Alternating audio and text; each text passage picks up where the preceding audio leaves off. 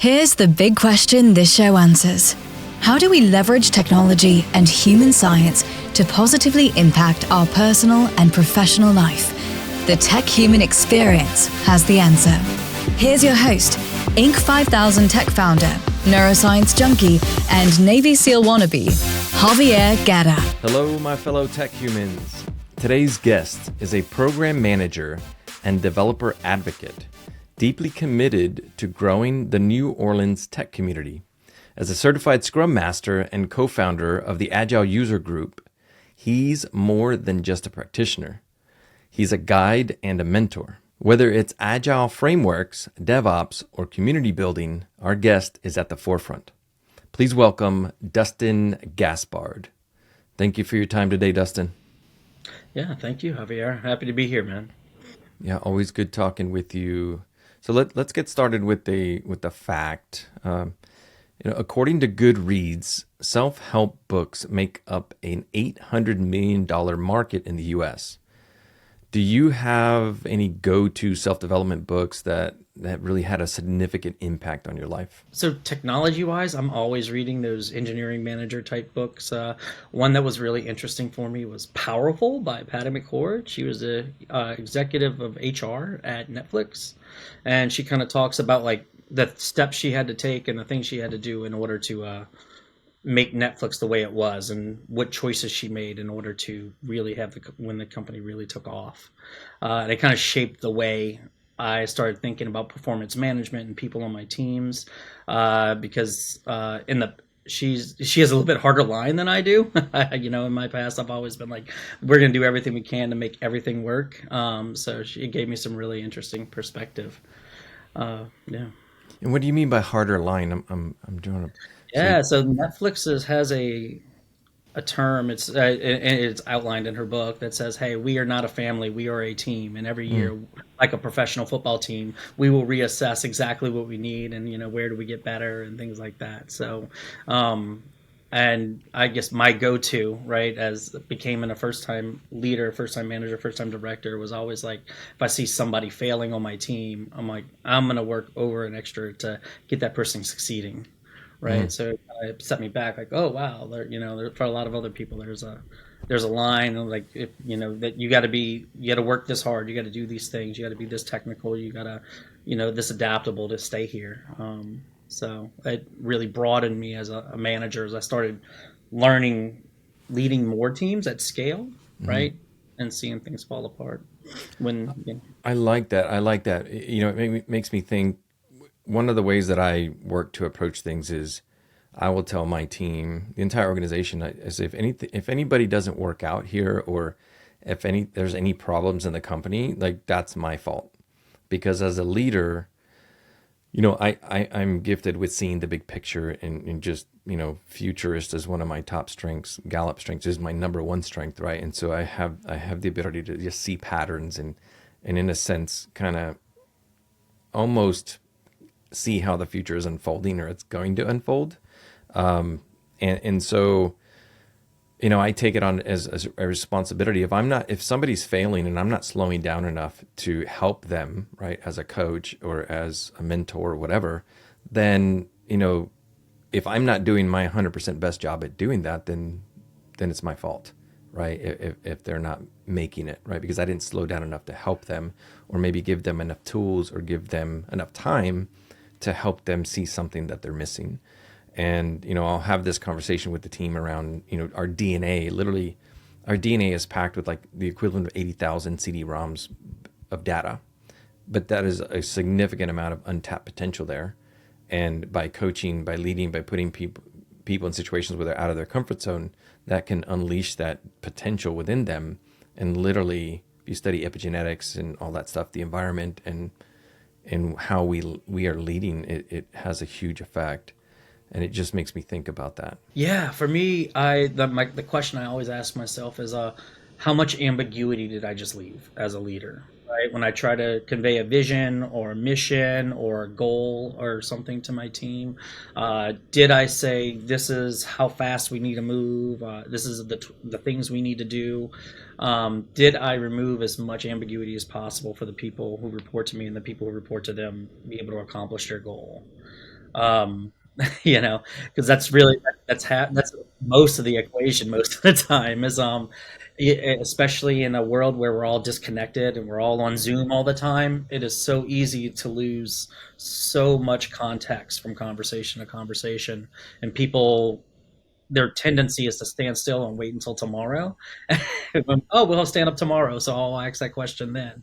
And all those little 4 hour gaps lose time, right? Like they add up over teams over time. So it's always when I see somebody not moving at the speed I need, or performing the way I want. Usually, it's like, did I leave ambiguity that's pausing them from moving forward? Yeah, I love that. It's so important because that's literally an area where I struggle, and I leverage coaches and counselors and you name it, communications experts. It is, my another one of my top Gallup strengths is learner. I'm constantly learning. Right, my wife makes fun of me because I just have so much information that I'm constantly absorbing. But what happens is I can like fall into the trap of not communicating very clearly because I'm trying to put on too much information when I'm communicating, right? And so that's somewhere where I need to bounce it off somebody of like, how can I communicate this more clearly, effectively, and straight to the point? Yeah, and I think you also have to time it with repeating remembering how to empower people all the time.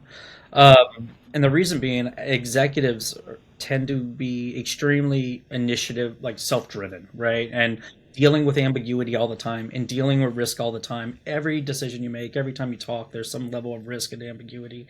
And you just say, well, I'm going to figure it out, right? And but you think about a junior developer on a team. There's very little ambiguity in that role. Their IDE is set up for them, so they know how to code. There's someone whose entire job is to break down all the work into them in manageable chunks. So they have to solve that very specific problem. And if they run into an issue, they can go back to that person and say, "What about this or that?" Um, so as an executive, I think, or any leader, we tend to forget how much people aren't exposed to ambiguity at that bottom level. And so again, they go back to just freezing and waiting until someone else helps them resolve that ambiguity. So that they go get rid of it. You got to combat it with empowerment. Hey, look, just take the risk. Worst comes to worst, you're going to be 6 hours behind on schedule, but all you did was sit there for 6 hours. So at least now you did something wrong. You got it right. We can use 80% of what you did. Yeah, yeah. It's better. And Keep it's keep moving, keep the momentum yeah, going. yeah. Yeah, no, I love that. So let's dive into today's topic, from tech lead to human centric, a new approach to organizational success. We'll explore how focusing on the human aspect can lead to more successful and sustainable technological advancements. So, Dustin, let's talk a little bit about community building and really technology perception in New Orleans, which is where you're really headquartered out of. How have you been? Well, not necessarily headquartered, but this is where you live, right, in New Orleans. How have you been involved in rejuvenating the tech community in New Orleans, especially after COVID? Yeah, hate to toot my own horn a little bit, but I will here. Kind of instrumental would be the word I would use. So coming out of 2020, all the we had a vibrant tech community prior to COVID, but it kind of broke apart. A lot of the people who were really engaged had moved on, or the exact opposite, planted deeper roots and had children, and the idea of restarting all the meetups and restarting the community, not exactly easy for people without those options. So about a year and some change ago, Garrett Majaway and we got back together, and we brought back an old group called Agile NOLA that we had done back in 2012, back when we were Scrum Masters.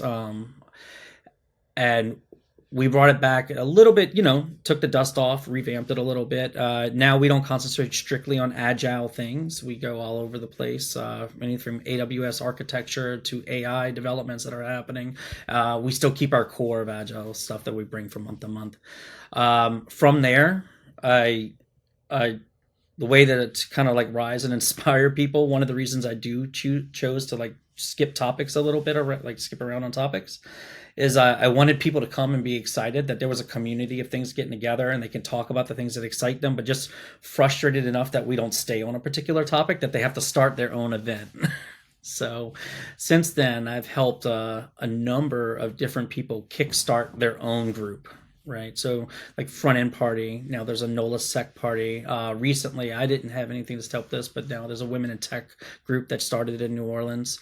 So, but either we've been had our hands dealt in, or we've kind of helped and inspired, and also thrown some cash behind people so they can have pizzas and stuff like that at each one of these meetups. Nice, nice. That it's something that's really been, I guess, hit hard in San Antonio specifically, right? There's since COVID, a lot of the better groups that were coming together kind of fizzled out a bit. So it's something that really we've been working on locally, in alignment with some already existing groups that we've been working to scale and build and bring more value to the community. So I definitely feel you there. It's important, and I'm glad that you're doing that, because it's, as humans, right? It's like we're wired for community, and just having those different perspectives, it's literally tapping into other people's intelligence and whatever experience they have, and being able to triangulate ideas and problems off of each other. We move the needle and solve problems so much better. So it's extremely powerful, been very beneficial for me to tap into these different networks, and from scaling TechHuman and evolving TechHuman, but also for our clients, right? We're big connectors of getting people together, their peers across the nation, to help them to solve problems. So it's good stuff. Good that you're doing that there in New Orleans. Yeah, thank you. It's been great, and that's been like the number one piece of feedback we got. We have what I call a large amount of digital nomads in New Orleans. So people who work for these large companies or even these smaller companies, and they're accomplishing really great things, big things, bleeding edge things. And then they come each month and they're like, man, I'm just so happy I have like a group of people that I can talk to. Right? My spouse or my friends, they can't talk to me about these things at this level. All right. Yeah, that conversation has been awesome. And it's been a way, I would say, easier than I expected to get it off the ground. There was a lot of excitement behind it. Just took a little bit. Yeah, it definitely takes work. That's for sure. Teamwork.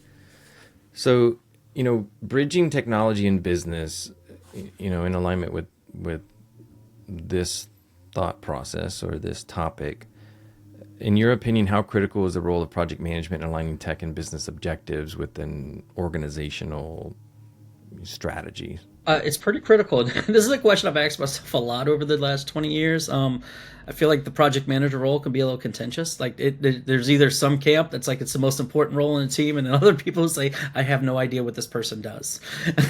All right, so yeah. So, but as a project manager role, I've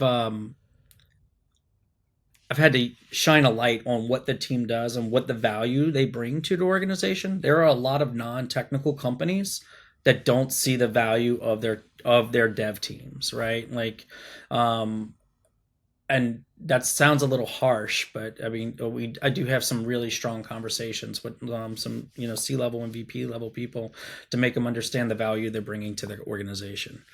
When you go to a 5,000-foot CFO level, it almost feels like, oh, I'm going to build this new project. And it's almost like I'm building a new building, and to explain to them, no, what these people are going to do is going to be morphing with you every day. Like your data's throwing through this. This is about to be the future of your company when we're building this custom software. It's so I've as a project manager, I've had a lot of transformative conversations to make sure that the VP level understand the contribution that the dev team is having. You do that in numerous ways. One, narrative, but then you back up your narrative with data, right? Which is what the project manager is usually probably famous for. Like, here are my charts. Here are the things where I'm showing. And then good project management from the other side of the fence is really about showing transparency and showing what the team can and can't do under the constraints that they have, whether it's time, resources, scope, and really making sure that everybody's on the same page. Especially in this COVID world where we're all separated, that maintaining scope, that maintaining the narrative, like this is what we're delivering, the project manager's role is becoming a little bit more important than I would say it was when everybody was in the same room and we got to talk. And you say, hey, turns out this is going to take 4 weeks instead of 2. Can we scrap this? And then by the end of the day, it's all around everybody. Now with the remote world, by the time it gets around, the conversation's either forgotten about or morphed.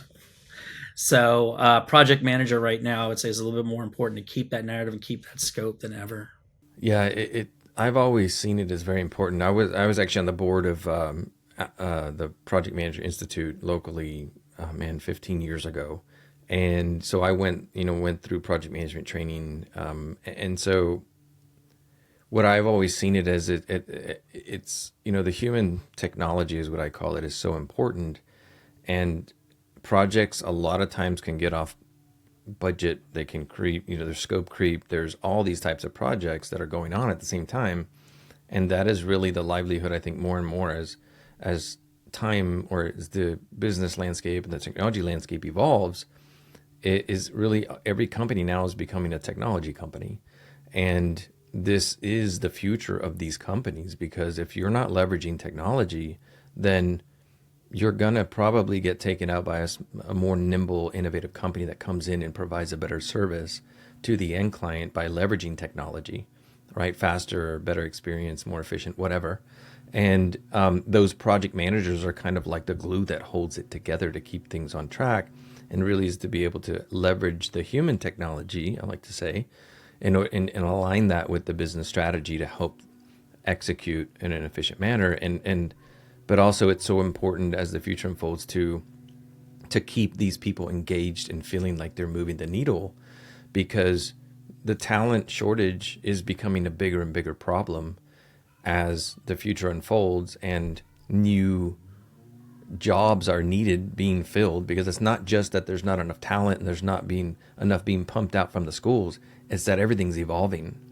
And so there's like two double whammies that are going to make the issue bigger and bigger. So it's project managers are so important, in my opinion. Yeah, where I see, and if there's any piece of advice for any project managers out there, I would say just empower yourself, or talk about conversations about how far you can push your influence as soon as possible. Because I've seen so many project managers who kind of just sit there and say, well, those people don't report to me, so I can't tell them to do X, Y, and Z. Or I'm not the executive who can make this choice, or anything like that. So I see, projects stall out, or it was someone who sees the issue, because no one else has the insight of seeing what the customers want, what the stakeholders want, and what the development team is doing, like the PM. But at the same time, you can feel like you're in handcuffs, because like you have to influence everyone. No, you don't really have authority over many people. So if you can get involved and try to take a lot more ownership, right? Then don't be scared to take ownership. Take a little risk. Yeah, agreed. And I really believe that the best project managers are able to get that higher level of authority, whether it's CEO or CFO or COO, whoever's, really the top decision maker, is really getting their buy-in and getting their blessing to really kind of have that indirect dotted line authority to kind of push things forward, but then being able to be a master communicator and a motivator, and really putting things in a perspective that those people that they're affecting and that they're having to get on board with this change or driving the process forward, that they're able to tie the benefit of what are they going to get out of it, right? And so it's such an important skill with project managers. Let's talk a little bit about technology projects. So, I'm sure you've dealt with complex, larger technology projects. How have what's been your approach, I guess, in really handling those more complex, intricate technology projects? Yeah. My first question is always, what is the MVP? All right, I know we have this pie in the sky idea. I know we have a vision. I know we have a mission. But if we had lost all our resources and all our money, what do we have to deliver, right? And then I start with that end goal, right? And what's it going to take to maintain that end goal? And then I start working my way backwards. So that's usually my go-to, like right off the bat, and figure out who's all involved in every decision piece. So if I have a new product I'm trying to bring up in, say, the government space, right, and it does all these things for, say, HR, what is the first milestone to get to production as fast as possible? I say get to production as fast as possible, even before milestone one is complete, because you learn so much the moment you get to production. And I've seen so many really great apps that have been built for a year, and then their production release gets pushed back months because they didn't know about security compliance. They didn't know about how to really properly manage their environment variables in the dev environment. Like, there's a lot of undocumented things and use cases. Really, if you have a really big problem, the moment you get a login page and a report in your app, try to get it to production. You'd be surprised how priorities shift completely once somebody has a working thing in front of them. Yeah, and then getting that end user feedback is huge too, right? So it's getting the feedback of the end user, because a lot of times, well, not a lot of times, I would think that just in general, like, we have this perception and this knowledge in our head, or of how we think it's going to roll out and how we think it's going to evolve.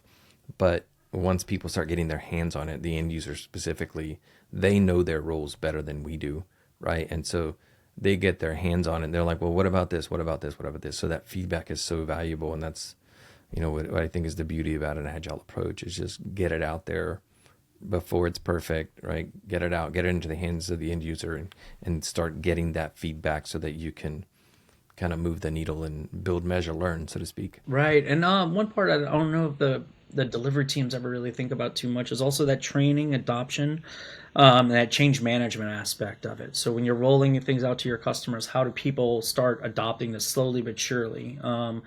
It's a lot easier to say, hey, we had a small update. Now here's your 30 seconds of training and you're good to go. Versus we've been building something for 3 years now and your entire job is about to change. Here's how. Yeah. So Micro there is adjustments. yeah, so there is an aspect of that you want to be careful about, right? Like you don't want to shock. I see a lot of technology rollouts, big rollouts, and and the plan is we're going to build this for 3 years, and then we're going to do this massive change to people's roles. But if you just edge people into it, right, get their buy-in along the way through interviews and asking them, does this work, does this not work, and then also getting them involved in the UAT process, the user acceptance testing, but then also getting them involved in like the smaller rollouts.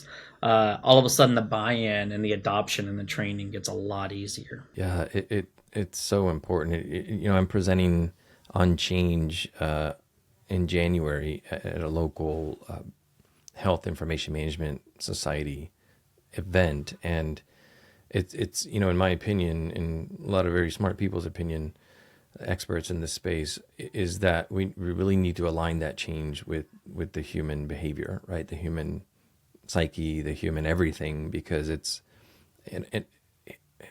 if you study humans, they don't like the change.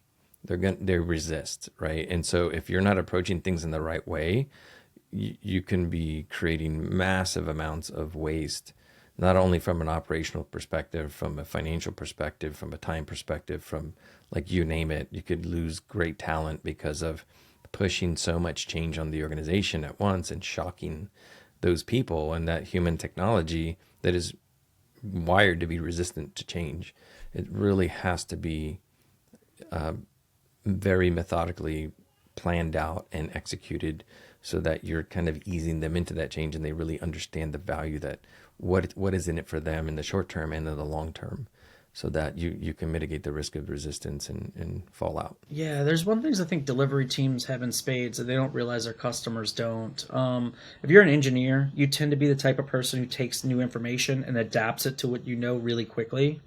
There's some people that just need to be exposed to something and touch it 2 or 3 times before they can really accept that change is happening. right? So that communication part that you're talking about, like, and having a very structured approach to having, we're going to use the right words, we're going to say them in the right order, we're going to, and then sticking to the plan. Even if though you find like a better way to push your plan, sometimes a lot of the times like sticking to the communicated plan is actually better than that last minute audible, right? Just because people won't react so negatively when they just because they change for change's sake. Emerging technologies. Let's touch on this, right? And but in your opinion, over the next few years, what emerging technologies do you think are going to have a very significant impact in your industry? You got to go with AI, right? There's nothing like it.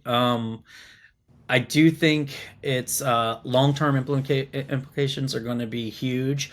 I do think it's going to take us a lot longer to get there than we realize. We're seeing like massive changes every day. Large language models were really awesome, but the concept of productionizing this, when I talk to leaders at large companies, their number one issue right now is they can't get access to their data to make decisions that they want to make. So they have to go on a gut check. Well, just because there's an AI tool there doesn't mean the data's ready. And what's wrong? Why don't they have the data? Well, if you're a Fortune 5 energy company, you have multiple ERPs that have been built over decades. You have SaaS products that all your teams are buying that you're not even sure what they own or their data's in. You have multiple data warehouses owned by different groups, and then you have a bunch of products that, so we need to get all that data into a warehouse or a lake or someplace. That way the AI can actually tell us what the truth is. And it has to be clean data. We need to have data governance, data policies. We have to make sure that the right people see the right data. I think those kind of hurdles, that governance and policy, to making sure that things are safe and secure and that the wrong people don't get access to the wrong data, is gonna be some major hurdles that we need to figure out before AI can really take over. So I think we need to be looking at AI, and I definitely think we need to be toying with it. But one thing I don't see a lot of people doing right now is preparing for it by getting that clean data in place, because it's not a sexy product filled with a bunch of new features, right? It's like, I got to go clean my house and it's Yeah, going to cost a lot of money. I was thinking the exact same thing. It boils down to human behavior, right? And so our attention span it's being trained to be so like minimal, like the amount of time that we have that keeps our attention. If it's not exciting, if it's not new and it's not innovative, it's not as typically able to capture our attention as much. And so we keep kind of going to these shiny objects, and I'm guilty of that, right?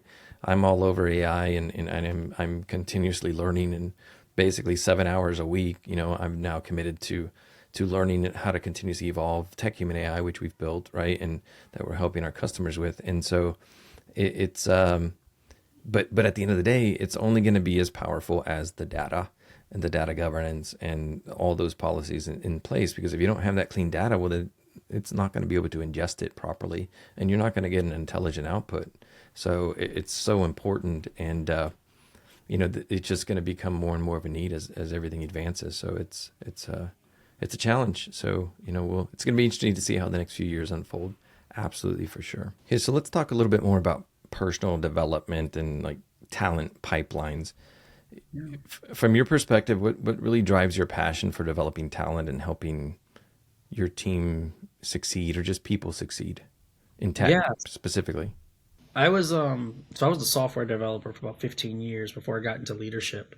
And then after being in leadership for about 6 months, I realized that I always enjoyed solving problems, but I enjoy solving people problems more. To watch someone who is just starting out their career hit all these major milestones, it's not as good as watching your own kids grow up, but man, it's as close as possible. It is to see. I get more excited sometimes of seeing people's growth and the way they not only manage themselves but to manage others than I do. I would say maybe hitting a major deliverable, right? Like, so yeah, so people has always been It's just I don't even have to work at it. It's a passion. Yeah, yeah. It's so important, and it's for you to be aware of like what fulfills you, right? And do a lot of work on here, and I've I have a 19-year-old, I have a 2-year-old. I've been doing this work with my son since he was very young. he's extremely advanced in self-awareness and just, I mean, I've sent him through multi-day transformational programs that I know some people, much older than me that have never did anything remotely like that. So he's extremely well-rounded at 19 years old. And now we're actually doing this with our 2-year-old, to where it's like every night, before bed, she prays, she says her affirmations. And I'm just like, it's almost mind-boggling to me to think about what is she going to be like when, she's just in elementary school, right? If we're doing this at 2 years old and teaching her these concepts. So it's that's something that's very fulfilling for me as well. And it's I think that's what lights our fire, right? Is it keeps us excited and makes our day interesting. If we can get that fulfillment as we're doing our job, we're not only making an impact on our team, the organization, but we're we're kind of filling up our own cup in the process. So it lights a fire under us as well. I could tell you doing those things for your kids make a huge difference. So I've worked with a lot of early talent, people right out of college, right out of boot camps or whatnot. And I didn't realize how well prepared some students are basically from the time they're young. How many camps they went over the summer, how many training things they did, how much support and growth they've had versus other people who maybe their parents didn't know or didn't have the capability of doing those things. And these are smart, talented people. They had a job at a local grocery store, went to college, did their thing, and then but there's already years behind someone who's just starting out who had some of those things. I didn't understand the difference and where, for myself or anyone else until I started seeing it with other people. That's actually when I started augmenting like my hirings. If I would have 200 roles, I'd reserve some for people who just didn't have the experience or didn't have, those things, even though like the other people could probably more likely make me more successful more quickly. Because personally, I want to make sure some of those people get, their chance. And it's, it makes me think about a comment that I made earlier about, there is a talent shortage, and that shortage is there's going to be a bigger gap in that shortage because there's two major things that are causing that and causing that to get wider in the future. And, we need to really start looking at tapping into we need to innovate the way that we're building teams, right? And this is something that we've mastered and that we're helping organizations do, is that we need to have an intelligent way that we're in a very strategic way that's aligned with the organization. And as the future unfolds, the challenges that continue to develop of how to scale those teams intelligently and scale those capabilities. And it's not the old antiquated way of just looking at the resume and what they've done. Like, you're missing out on a lot of great talent and a lot of other aspects of a person that could come in and ramp up quickly in some skill sets, but then surpass some of these other people that may already have some of these skill sets. And so, of course, it's a case-by-case basis, but it's important that we broaden our horizons here and really start looking at the human science behind this stuff. And mentorship is a big part of that, right? Like, if you're obviously passionate about mentorship, can you help us to really understand how companies can really institutionalize mentorship programs? I think the things that we teach our executives, we need to start teaching to everybody else. And then it's specifically around the risk taking and the initiative. So when you get a new role, right, you walk into a new office, it's almost like walking into an acquaintance's or maybe a coworker's home for the first time, right? You've talked to each other, but you're not really cordial. You don't really know each other very well. So you sit in the exact seat you're supposed to sit in. You don't get totally comfortable. You stay off of certain topics. The more non-traditional a person is who comes into the workplace, the more that is. They're uncomfortable, the more they don't want to upset you, the more they don't want to. So they take a lot less risk, they take a lot less initiative, and they wait for you to guide them on every little thing. So to take those people from those non-traditional paths, it is really a lot of conversations and a lot of sitting with them shoulder to shoulder and reaffirming all the time that what you're doing is fine, what you're doing is great. And you need to just take a risk, just do it. Live in risk, live in ambiguity. It's going to be okay. Like, you're not going to do anything so bad that within a few hours. There are things you can do, don't get me wrong. I'm sure somebody out there has got an idea, but for 99% of the time it's going to be okay. and that's helped out a whole bunch. I've noticed, and I'm talking like people I've worked with in the background, single moms, people who worked at gas stations prior and gotten their first job as a software developer, people who took maybe 2 semesters of school and they went to a boot camp, so all sorts of backgrounds. The problem we have with the traditional hiring method right after the resume is I sit you down, I say, okay, good, you did HR, now here's your IDE, get it up and running. And then most devs after that, like they say, "Oh, I ran into this issue. I don't know what to do." The dev solves it for them and then walks away. And my approach is really I broke down all the ambiguity, walked through every technology in the tech stack, um, and we visited 2 3 times, and then I didn't walk away until they committed code to production. And that was and just to remove all that ambiguity, and then reaffirming them on all our one-on-ones, saying, "Just do it, just do it. Don't wait for me. Just do it." you know, and it's a mentality you build over time. The cool thing about that is culturally that grows. And what we saw at GE Digital when we built it there is 3 years later, everyone had that mentality, right? So mid-level devs, senior devs, when they brought people in, so it wasn't me doing it, other people were doing it. Yeah, that's good. I mean, it takes time. You're not going to snap your fingers and it's just going to change overnight, but it makes me think about, what I constantly telling my team. I just had this conversation earlier today with marketing is like you've got to get it in your mindset that it's okay to make mistakes, right?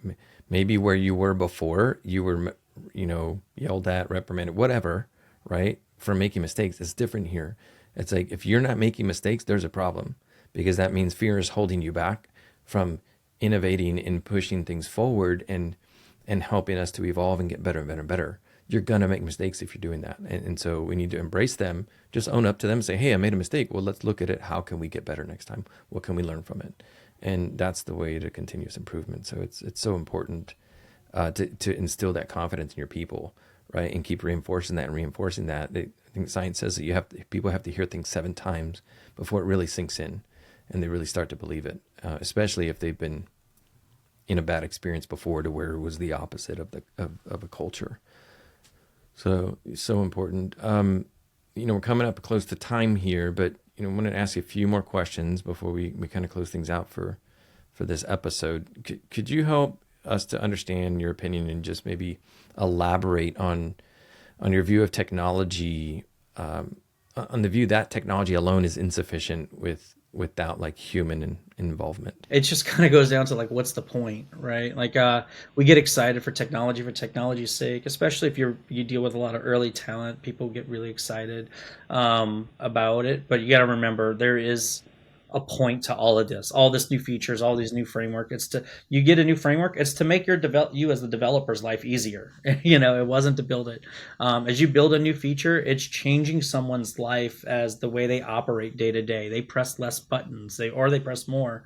There is an element to everything. I think we tend to forget about that. And when you keep your eyes focused on who are our customers and who are we impacting, it makes your goals and your priorities a lot more clear. So sometimes if you're asking yourself, I don't know exactly what we should be working on next, we have these 2 options. Ask yourself, do you know your customers? Do you know the impact you're doing? Yeah, it's so important. It makes me think of Stephen Covey. Actually, one of my neuroscience teachers gave this to us for extra credit, which was awesome. And it was read the book by Stephen Covey, the 7 Habits of Highly Effective People, right? And then do like a book report on it. And very good book. And in there, it's begin with the end in mind, right? Is like, what are you trying to accomplish, and who is it affecting, right? Or where are you trying to make that impact? And if we kind of keep that end in mind, it helps us to really, bite the bullet and come out of our comfort zones, because there's a purpose behind it, and it's going to benefit us and benefit the end user. Ultimately, that's going to come back to you as helping to move that needle forward. So Dustin, in your opinion, what technology does the world need that doesn't exist yet? Something that either reminds us or removes the ambiguity of what we say and what we meant. Yeah, even when you're in the same domain and you're working with people, the more perspectives and the more diversity we bring in the room, the more easier it is to misinterpret what we're talking about. I was in a room last week of 50 people. All of them had at least 8 years of experience. We're all working for the same company. It was amazing how many words were overloaded and, used one way here and another way there.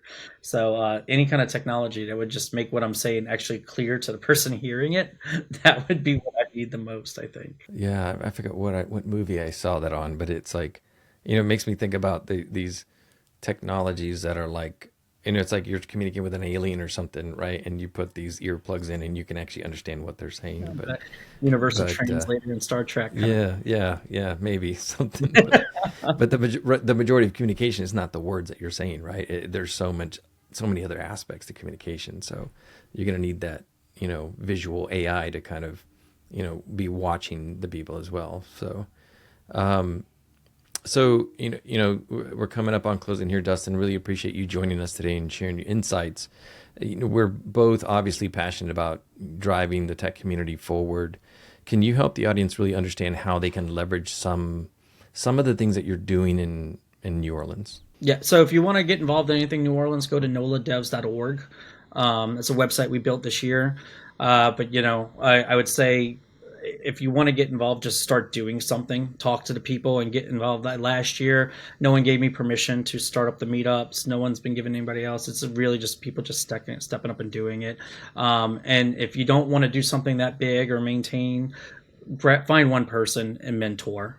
And find one person there's something you can do you can help out that one person. So but yeah, specifically in New Orleans, noladevs.org, we have all of our events there. Come meet us up. But yeah, find a person and help them out. Yeah, it's so important, the community aspect of it. It will, by helping somebody out, it grows you so much. And I know that, I think we were talking earlier, and you mentioned that you had an event coming up in January, and then consistently through the year you've got events coming up. So this year was all about growth and getting the meetups up and running, and this next year is more about getting us a point, getting us a little bit focused, and actually help giving back to the community. Idea Village, we're partnering with them, and they're a tech incubator, so a startup incubator. And right now we're having an event on January 30th called Pitch to Tech, where these non-technical founders will be introduced to a bunch of engineers, college seniors, and bootcamp graduates, and just tenured engineers in the city to be CTOs, to be technical mentors, whatever kind of relationship we can build there. So super exciting. Perfect. That's awesome.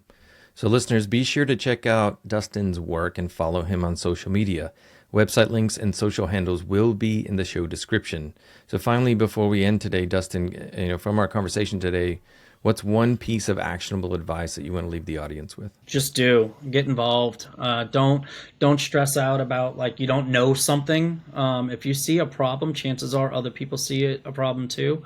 And again, take that executive mindset, take a little bit of risk, manage the ambiguity, and and enjoy yourself. Yeah, so important. Really great having you, Dustin, and looking forward to the continued conversations and having you back on the show maybe in the future.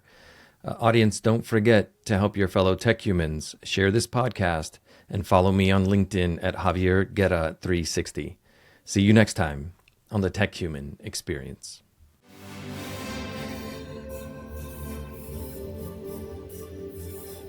The Tech Human Experience